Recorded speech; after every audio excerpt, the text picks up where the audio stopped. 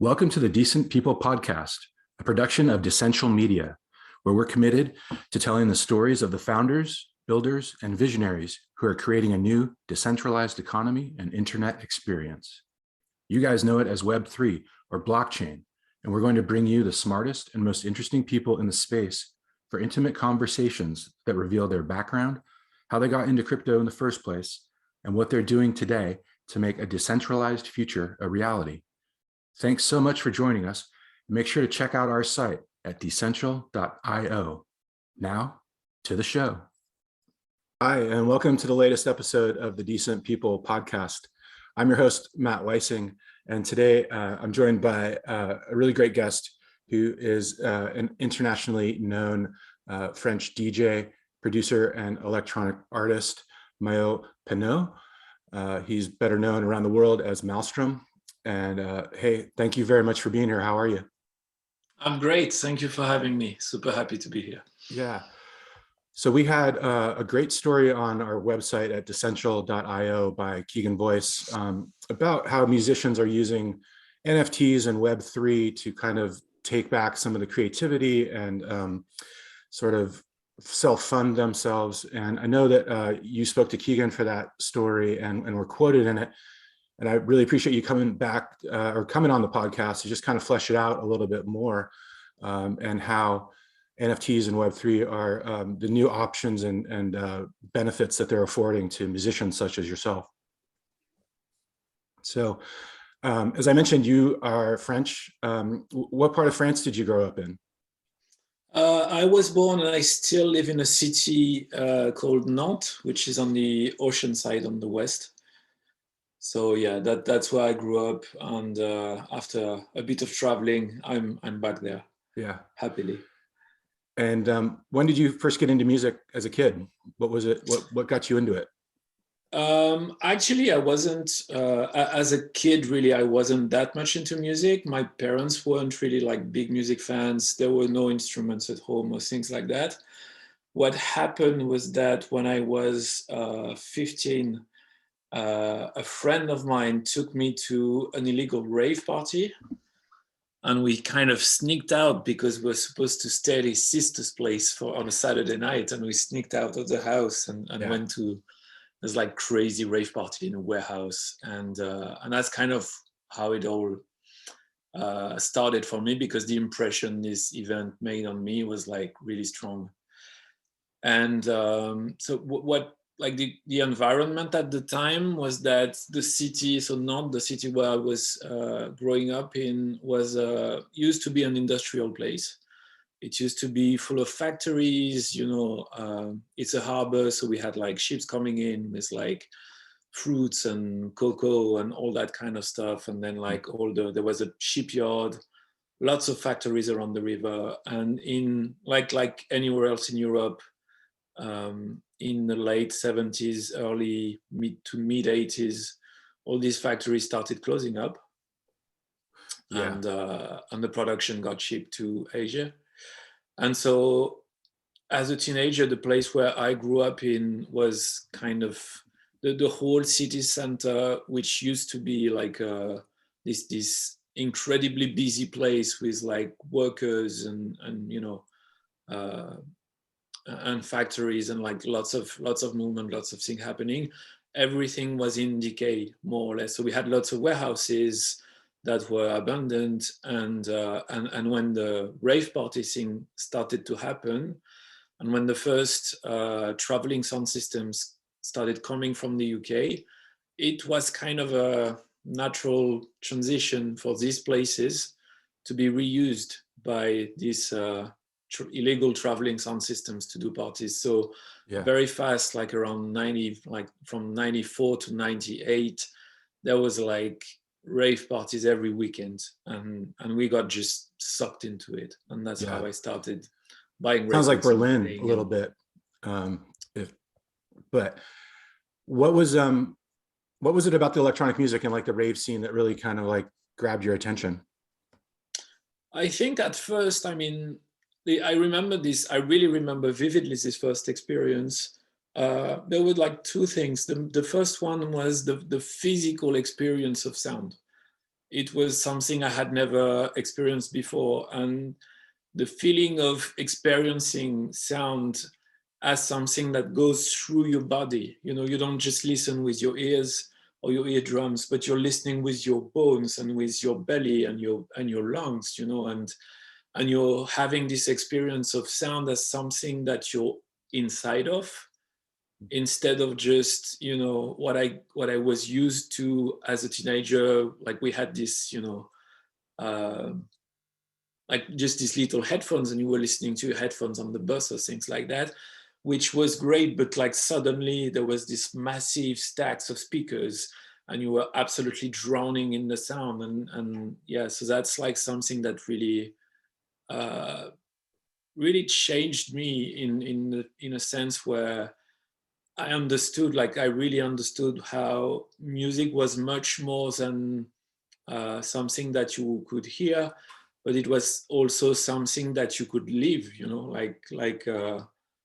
the dancing, the movements in this kind of sea of waves was like really incredible. So that's one side of it. And the other side of it, as a somehow rebellious teenager, the politics of the scene at the time were really appealing to 16, 17-year-old who just wanted to be different, or like be some kind of an outcast, like how you can be at that age.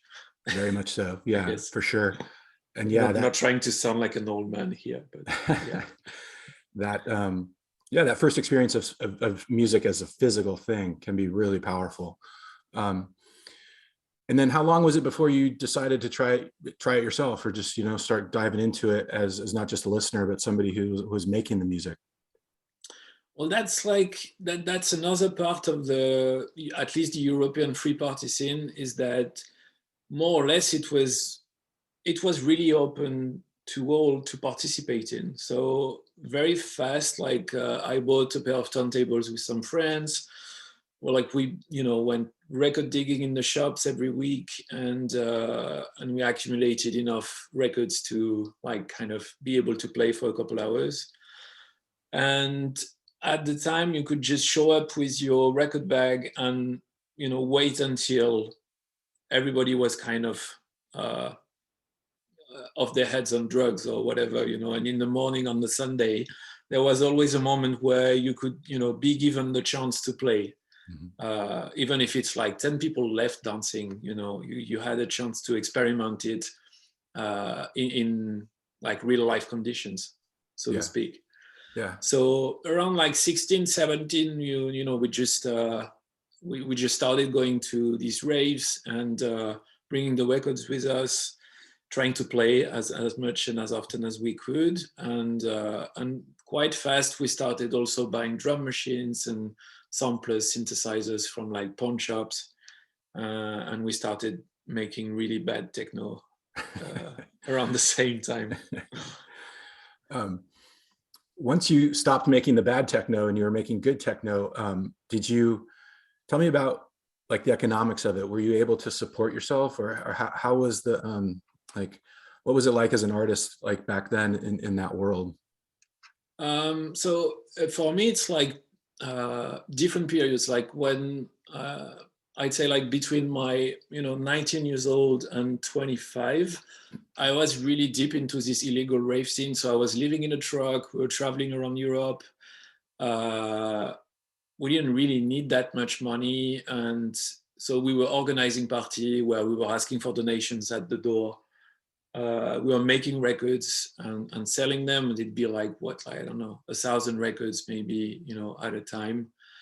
So it was kind of a alternative kind of lifestyle, I'd say. And then it lasted until I was around 24, 25. And then I started to settle down, and I was really exhausted of this kind of scene and lifestyle. I mean, it was a bit too much.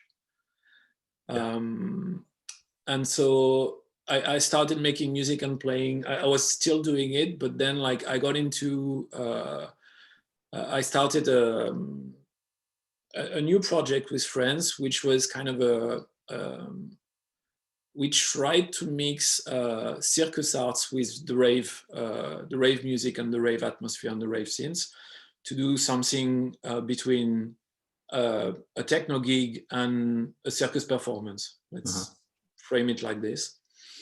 So, and the great thing about France is that we have a really strong public support system for the arts, even as crazy and experimental as the things we were trying to do at the time. So we applied for funding and we got some. So like during 4 to 5 years, we really were making like half the money from the shows and half the money from, you know, different subsidies, grants, like from the government, from the state, from the city hall, etc., etc.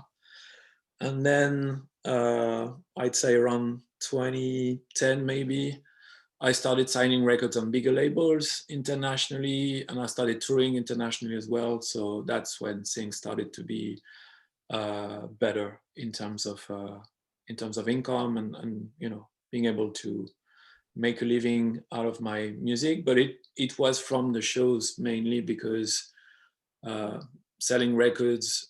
I mean, when we started, like the first, like until I'd say 2005, it was quite easy to, you know, sell 1,000 records wasn't that complicated.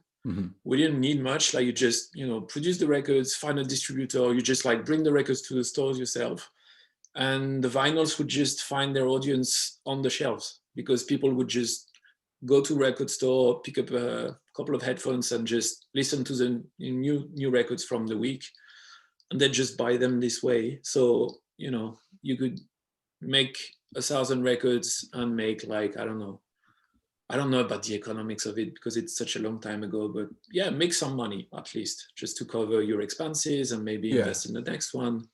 And what I guess I'm getting at is did you see a shift at some point in this time period of your life where streaming started to kind of come into more fashion, and like some of that economics from what you were doing as an artist kind of went away?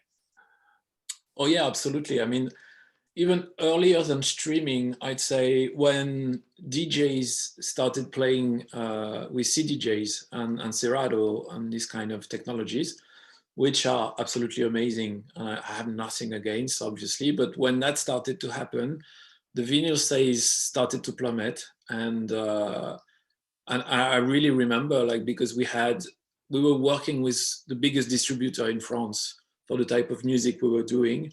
And in a matter of months, I think it's like in 10 to 12 months, it was huge. I mean, this distribution company was just, it was all the biggest labels in France, and they went bankrupt in a year. Wow. Just, you know, because of this switch to new technologies.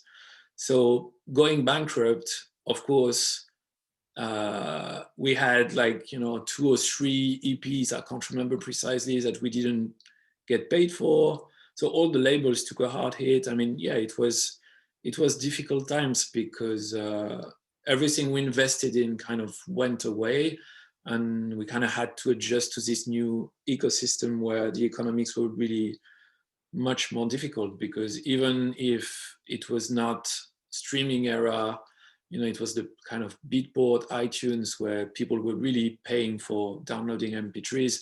The tracks were on pirate websites instantly, like on the release day. So there was no way you could make. So there's no way you could sell them. It was kind of a Napster situation.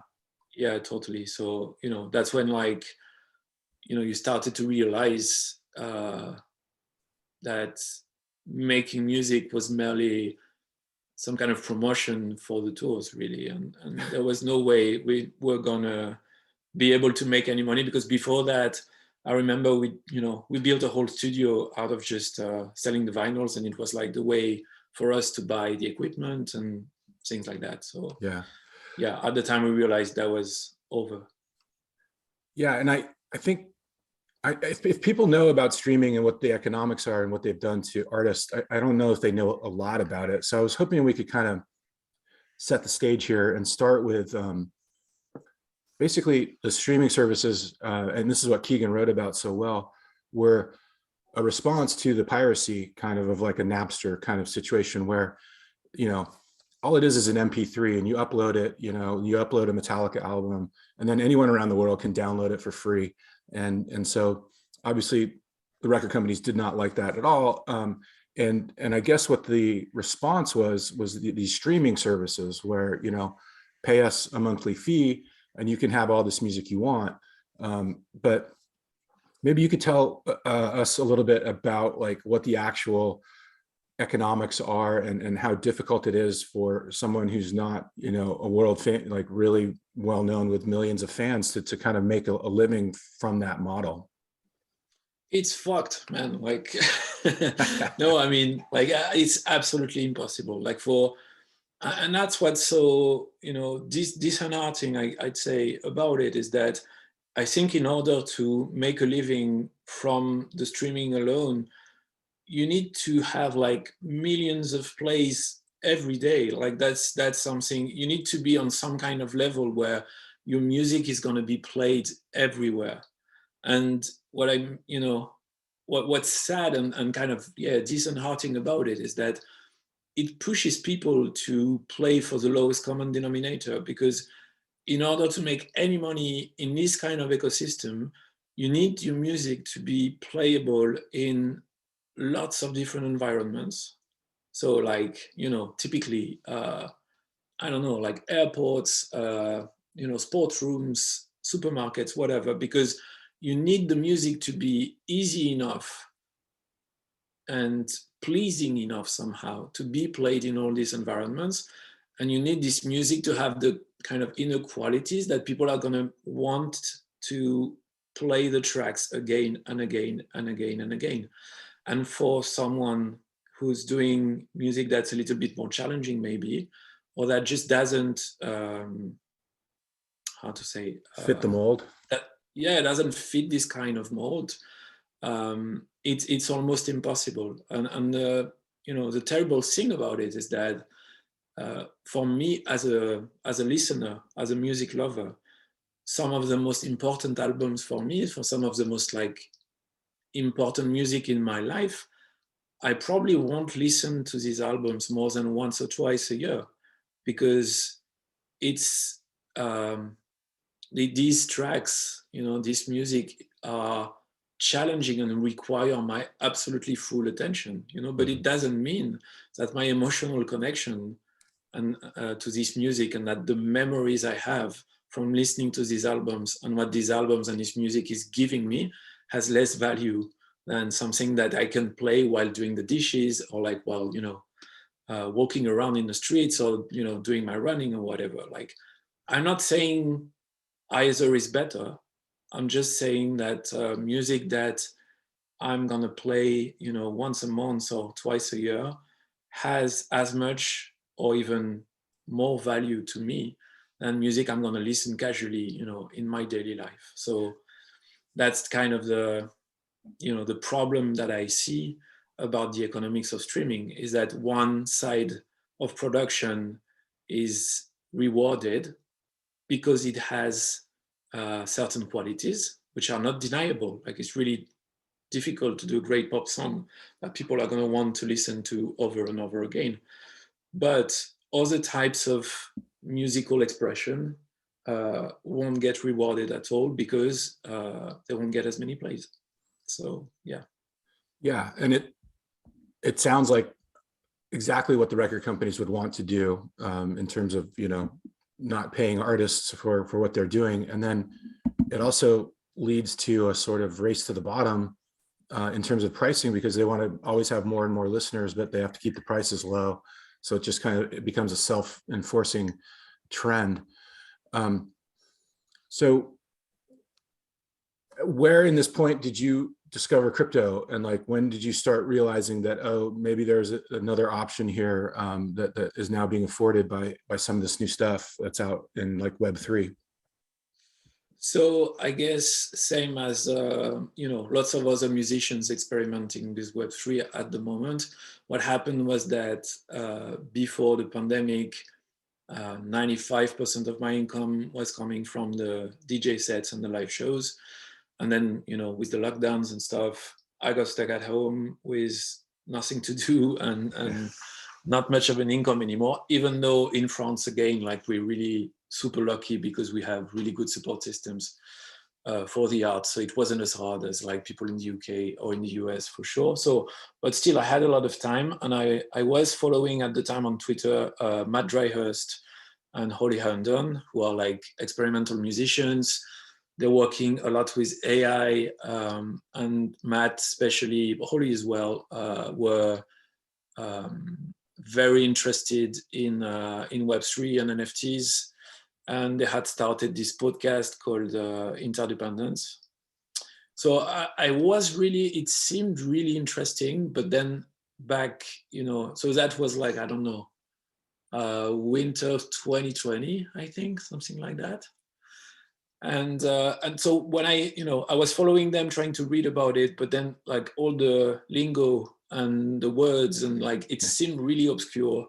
And sometimes, because I've been in this Web3 environment for quite some time now, because things are moving fast, you forget how difficult it is from the outside. But at the beginning, I was like, wow, like that seems something that I want to know more about, but I don't really understand anything they're saying, like talking about minting and like wallets and shit. I was like, what? Like, okay. So what happened is that a guy named Michael Stong, I don't know how to pronounce, he used to work for Boiler Room. And so I met him in a Boiler Room, and then he invited me to play his residency or his festival in Berghain in Berlin. And again, on Twitter, I realized he was now working for Zoa, which is like a Web3 protocol and a marketplace as well. And so I texted him and I was like, man, like that sounds really interesting, but I don't understand anything about this. So could you just give me a 101 about NFTs and crypto and how blockchain and how that works? So he was kind enough to take an hour of his time to just run me through the basics. So that was early 2021, I guess. And then well, let's pause here. And like, how do you, having gone through all of that to understand it, what's the easiest and most like simple way that you explain what an NFT is in the music realm to somebody who doesn't know what it is? Well, the way I do it now, because I have a lot of these questions, like we all do, I guess, is to use the analogy of a photograph. Mm-hmm. Like, for instance, if you have like a big photographer doing an exhibition in, the Tate Gallery. So he's going to do some prints of his pictures and he's going to sign them. And then these prints are going to be on sale, some of them, and they're going to be on sale for, a large amount of money. It's going to be like, I don't know, 50,000, 100,000, whatever. But then these same images are going to be on postcards in the museum shop, right? Mm-hmm. And they're going to be on sale for 15 euros. Or you're going to have posters for like, 45 or whatever. But these same images are going to be available on his website, on like Instagram, Facebook, on the internet for free. So you could basically, right click and download and have these images on your hard drive. So that's kind of the image I'm using. The NFTs are like the numbered prints, but you can still have the same tracks. If we're talking about music NFTs on a streaming platform like Spotify or Deezer, and pay, $10 a month, and you'll be able to listen to it forever. Or even it's on SoundCloud and you can listen, to the music for free. So that's kind of, I think that's the way for me to explain it. Of course, you can dig into what an NFT technically is, which is actually not the music or not the art, but like more like a certificate of authenticity. Yeah. But I think this like, photographic kind of image, at least in my experience, it works well with people who don't have prior knowledge of what we're doing. Yeah, and it's also I think it's interesting that it's kind of come full circle in a way, because we were talking about Napster and Metallica, and somebody being able to upload something, and that MP3 is fungible, right? It's just there's millions of them out there, and they can all be downloaded. But with blockchain technology, now you can have a digital file, an MP4 or something like that, or an MP3, that is authenticated and attached to a blockchain where you can see the ownership record and everything is now, it becomes valuable, it becomes scarce. And so that scarcity, can then lead it to having an increased value. So along those lines, like, tell us about what you did with Zora, first of all, and like how that first kind of experience with selling some of your music as NFTs went for you. So what happened is that I had this conversation with Mikhail, and so I was really interested into like how can I use these technologies to kind of experiment with my own music. And at the time, there was no platform for music NFTs at all. Seems crazy, but that was like, a year ago, and none existed. But the guys from Catalog.works were about to launch Catalog. So Mikhail introduced me to Jeremy and the team at Catalog.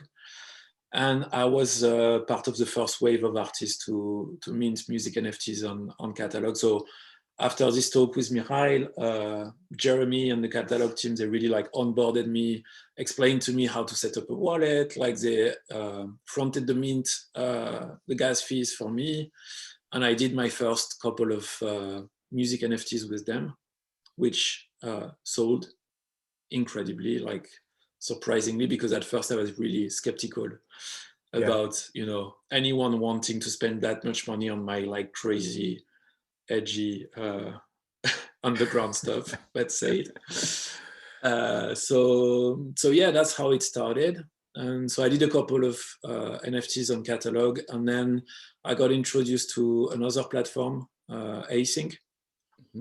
And I did another piece on Async, which is a little bit more complicated in a way, but more interesting also for me, because Async is is using the blockchains in a programmable way. So what we did was this is your project with Hussam Issa. Exactly. Yeah. I wanted to talk to you about this. This is really fascinating. Who's like an Egyptian artist. And so basically on Async, we have one music song, and we divide it into different layers. So you have, let's say, a drum layers, a bass layer, a vocal layer, etc., etc. And for each one of these layers, you can create variants. So you'll have 3, 4, 5, 10 kick drums, 10 snares, 10 basses, etc., etc. And then so on Async, you can sell each layer to a different collector. Mm-hmm. And it's the collector who's going to be able to choose which one of the variants from said layers are playing at the time. So basically what's kind of really interesting to me is that when you work on a piece like that, there's no final state of your song. Like it's kind of, always up in the air somehow. Like it's never going to be finished, or it's going to be finished in like tens of thousands of different ways. Yeah. So it's a whole different approach to working on a piece of music where you're gonna, mix it down and do a master and then release it, and it's the final form of a song. Here, you have to kind of trust the system you designed to generate, editions or like versions of the song. Yeah. That are all going to be interesting, but at the same time, you can't really check them all out, beforehand, because there's too many of them. Yeah. So it's all about, designing a system that you like and kind of collaborating with that system and with the collectors, because eventually the collectors are going to be the ones choosing the final aspects of the music. So that's my second experience in making music or using the blockchain. Yeah.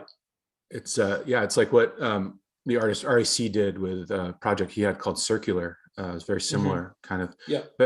And then it's fascinating to me because now your listeners, the collectors, you're interacting with them in a way that you never could have done before. And I find that really fascinating. But help me understand, you're not selling the IP, right? Like the intellectual property. The music is still yours, correct? It's just that they have a sanctioned kind of piece of it, or how do you explain that to people? No, the rights, like, and that's something, I mean, I understand it's a good question because that's something people usually have a hard time understanding. And that's fine because it's not really clear and it's complicated. But no, like I own 100% of my music. I own the masters, I own the publishing.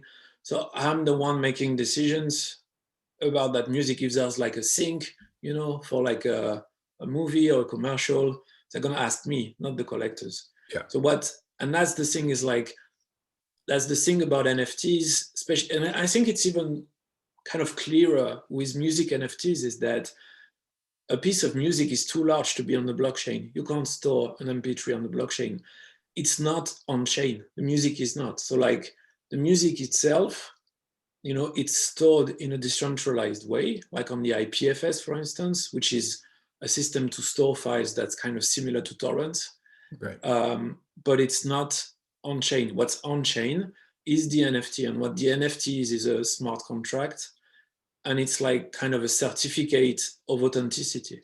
Yeah. That It's the someone ownership chain, right? It's the exactly transactional record of like, this was minted here, it was bought here, bought here. Exactly. And, so it's more like a signature mm-hmm. on something that's replicable, but one edition is going to be signed, and there's going to be just a certain number, limited number of editions, or even one edition in the case of like one-to-one, that is going to be signed and how do you say in English? Authenticated. Yeah. Yeah. Yeah. And I think what's so awesome about that is for artists is that you're monetizing your work, but you're not giving anything away. You have all that ownership, but it's a way. I mean, you can do that. Like you were talking about RIC, I think he did it. And like, Blau, people are actually monetizing the IP and monetizing the rights on their music. And that's an option, but you don't have to do it. Right. Right. And you can still earn a lot of money without, while still retaining the rights to what you're doing. Yeah. So in like general terms, can you like compare what you're doing, like the income and the economics now to what like the streaming offered? I mean, it seems like this is now, you don't have to tell us exactly what you're making, but it seems like you're now like, this is a very, a much more lucrative way for you to kind of sustain yourself and in your creativity. Well, to be honest, I never made any real money from streaming. Like, I don't think my music is very streamable. I mean, this music, the music I'm doing is either music designed for the clubs, and it's, specifically made and tailored to be played on big sound systems in basements and warehouses and this kind of environment. So, I mean, some people do listen to, banging techno and electro at home, but it's not the vast majority of people, like most people are saying. So I was not making like any money. I mean, it was like a couple hundreds, like maybe €1,000 a year from streaming. So it was like, I wasn't even counting on it. Like all the money I was doing with streaming was just reinvested in the label straight away. So I wasn't counting on it. I'd say, in terms of economics right now, what I'm generating from NFTs is kind of the equivalent of what I have been doing with syncs and commercials in the past. Like more or less, that's the same type of value, I'd say. Yeah. So it's more like in the tens of thousands than in the hundreds, just to make it more readable. What are some of the things you think that still need to happen here, or tools that need to be developed, or what kind of outreach needs to happen? I think you spoke to Keegan about there being a lot more artists right now that are doing this than like collectors or listeners. Like what do you think is necessary to kind of balance that out? I mean, first I'd say when you take you take a step back and you look at what's happening, I think it's moving really fast. Like we all kind of used of things, like we kind of used to see mass adoption happening very quickly, but even though I think it's not happening as fast as some, Web 2 platforms or, Instagram just, going like from being like this fun app to being in everyone's pocket all around the world in a matter of months. Of course, it's not happening as fast as that, but still, I think things are moving really fast right now. And there's more and more and more people experimenting, trying to understand, and getting familiar with the tools. Yeah. So, already I think it's also, I'm saying this because I think it's also a matter of time, like just leaving time for platforms to scale up at their own pace, and leaving time for people to understand what's interesting in this for them, and that's also because all of these platforms, all of these means of expressions are decentralized. So it's much more like fractioned and atomized, and it's of course more complicated to understand and to get a grip of what's Web3. It's kind of complicated, so many different things. Yeah. So you kind of have to understand what's in it for you and how you can use the tools for yourself. Doesn't matter if you're a collector, if you're like an artist, or if you're a developer. It's just about, there's no one solution for all. So I think that's also one of the reasons why it doesn't go as fast as like something like Facebook or Spotify or SoundCloud or whatever. It's because it's much more tailored to your needs, or you can even tailor it yourself to your own needs or expectations. Yeah. So I think there's that. That's why, yes, of course, some efforts needs to be made, probably in terms of maybe in the language that's used. I think the language is too techy. Like maybe we could find words that are a little bit less frightening. A non-fungible token doesn't really roll off the tongue, does it? No. I kind of hate it. Yeah. And just making it, of course, like the, UI UX is important as well, and right. Making it as easy as possible to user interface. Yeah. I think that's paramount. But like, I don't know, man, like I did a drop on sound.xyz a couple of weeks ago. And to be honest, when if you have a wallet, like you have a MetaMask or like whatever, and you go on Sound, you just confirm, you log in with your MetaMask or with your wallet, and then everything is quite easy. I mean, it's like to me, it's fairly simple to understand how it works and to. And is that where people are paying you kind of what they want to listen to your music, or what is Sound XYZ doing these days? No, it's a music NFT platform, and they're doing editions. So it means you're selling 20, 50, 100, 1,000 edition of the same piece of music. I see. Okay. As opposed to catalog where it's only one-to-one. So you're selling one edition to one collector. Mm-hmm. On Sound, you're going to sell, in my case, 150 editions of the same mix to 150 collectors. Okay. I think you have a couple of teenage children. Is that correct? I do. Are they doing this stuff? Are they into it, or is it like what are the kids doing these days? So yeah, my eldest is 19. She's in art school, and of course she's really interested. So we talk about it a lot. But I mean, she's young. She's still experimenting. It's her first year of art school, so she's saying she doesn't want to jump in too fast because she doesn't feel like what she's doing is ready, to be exposed to the world, and she's not ready to show it to everyone. So, and I think that's pretty mature. I mean, like, I'm quite proud to hear that. And the younger one is 14, and we've been working on some stuff together. So we're actually gonna have an NFT that we did together. We did the music together, and she did the artwork. Oh, cool. And it's gonna be part of a drop with Holy Plus, which is Holy Handen's DAO. That's awesome. Yeah, it seems, I don't know. I don't want to put words in your mouth, but I would love to hear your thoughts on by sort of getting the middlemen out of the way, the record companies or streamers or whatever.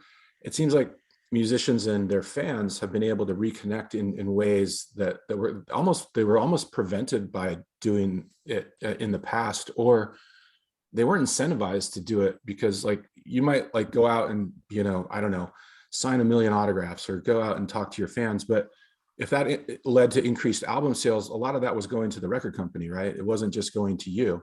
Now the incentive for like you to get out there and like be one-on-one with your fans or sell NFTs, it kind of comes right back to you directly. And then just like on a better, like just more soulful kind of thing, like it seems kind of great that fans and artists can sort of connect in these new ways that weren't possible before. I don't know, like I mean, to be completely honest, I don't really agree with the statement that it wasn't possible before, because I think people were already doing that with Twitch or like these kind of platforms where you can have like subscribers, and you have like 100 subscribers and they're paying a monthly fee, and they have access to like exclusive stuff, exclusive tracks, different versions. So I'd say like the Web3 ecosystem is part of that movement where musicians, like artists and musicians, are trying to gain more agency on what they're doing, and I think that's what's really interesting to me, is that as an independent artist, and I also have my own label, so I have full control over what I'm doing. I can really use these tools to reach, collectors of fans, or whatever you want to call them, and it makes it kind of easy for me to do so. Yeah. It's not like I don't have to talk to a distributor. I don't have even to talk to a PR. I don't have to, go through all these loops to kind of compete and have my music placed on a playlist and all that stuff. So for now, I think it's at least to me, in the position I'm in right now, it's really interesting and it seems to be working, but I'm not 100% sure it's going to keep working this way, because like, as I was saying, I was one of the first artists on Catalog selling 1-1 music NFTs. I was one of the first artists on Async. I'm not bragging. I'm just saying, it's not about like, I like being the first. It's just, it happened it happened this way. But as more and more musicians and more artists are joining in, probably we're going to see the same kind of, you kind of have to compete to exist. And there's going to have to be some kind of gatekeepers somehow. So like, I'm saying this because I don't want to sound like some kind of, Web3 evangelist. Like, the technology is great. I'm really interested. I'm participating. I'm experimenting. And because it's new, like I want to be hands-on, I want to try it out, because if I don't do it, someone else is going to do it for me. And probably I'm not going to like it. So, that's why I'm doing it. But at the same time, since we're really we're still in the very early days of Web3 music or music NFTs or whatever you want to call that, it's still very difficult to see where that's going to go. And I don't want to sound like, because, I'm not making millions or anything, but I'm in a position where I can sell 150 editions of my NFTs on Sound. And that's like, quite a success on my, for an artist like myself, let's say it like this. But I don't want to sound like it's going to be possible for every single musician to do the same thing in 1 year or in 2 years. I'm not sure, and I don't know. Like, I wish it will happen, but I don't know if the market's going to grow as fast as the offer is going to be. I don't know if it's very clear. Yeah, I hear that for sure. And it reminds me of what you were saying with like Zora, that it wasn't even around a year ago. And, here we are talking about it. And if there's one thing in crypto that I've learned, it's always going to surprise you. And there's so many people working on things all around the world that, you know, great ideas tend to come out, but it does take, I think it's going to take a long time for everybody to kind of be really comfortable with it and to just see how it all shakes out. But Maelstrom, thank you very much for being here. It's just been great to kind of like for you to educate us and to just hear your story, and good luck with everything going on. And I really hope that it all keeps working out for you. Thank you so much. I hope my French accent wasn't too harsh, and No, I was it's been lovely. understandable It's been lovely to the whole listen time. to. Yeah. Thank you, Matt. Okay, we'll talk again soon.